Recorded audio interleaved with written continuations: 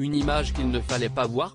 Pour la première fois depuis des mois, et alors que sa santé décline fortement, Elisabeth II a été aperçue en public. Le 29 mars dernier, Sa Majesté a assisté au service rendu à son défunt mari, le prince Philippe, à Westminster. Accompagnée de son fils Andrew, la monarque s'est aidée d'une canne pour atteindre son siège, depuis lequel elle a honoré la mémoire du duc d'Édimbourg. Pour cette cérémonie à laquelle la plupart des membres de la couronne britannique ont assisté, Buckingham Palace avait tout prévu. Notamment la couverture médiatique.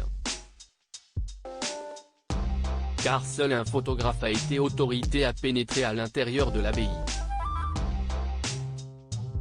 J'étais avec deux attachés de presse souriants et agréables de Buckingham Palace, avec qui j'avais déjà travaillé auparavant, a raconté Richard Paulle dans les colonnes du Time.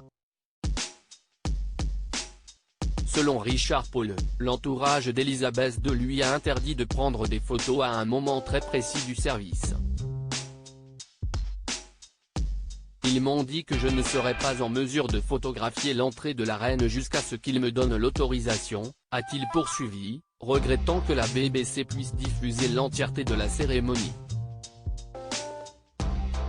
Les fonctionnaires du palais sont restés fermes, pas de photos jusqu'à ce qu'elle soit assise, a-t-il assuré. Cette interdiction laisserait-elle penser que le palais voudrait cacher l'état de santé d'Elisabeth II ? Richard Paulle n'a émis aucune hypothèse. Et il a finalement réussi à photographier son arrivée, lorsqu'elle est apparue au bras du prince Andrew, pourtant persona non grata au sein de la famille royale.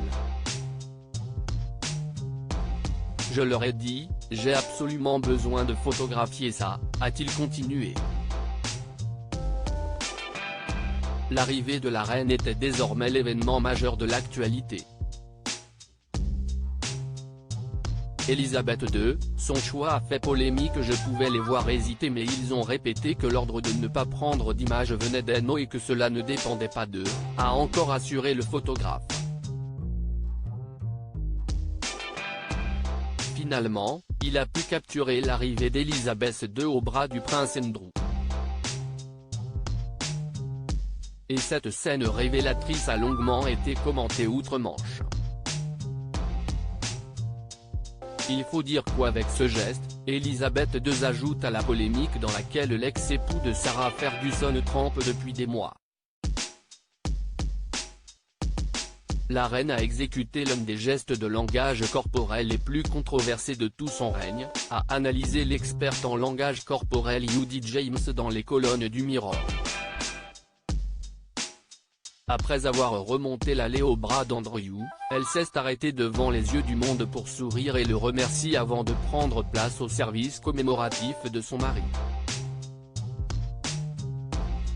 Loading widget.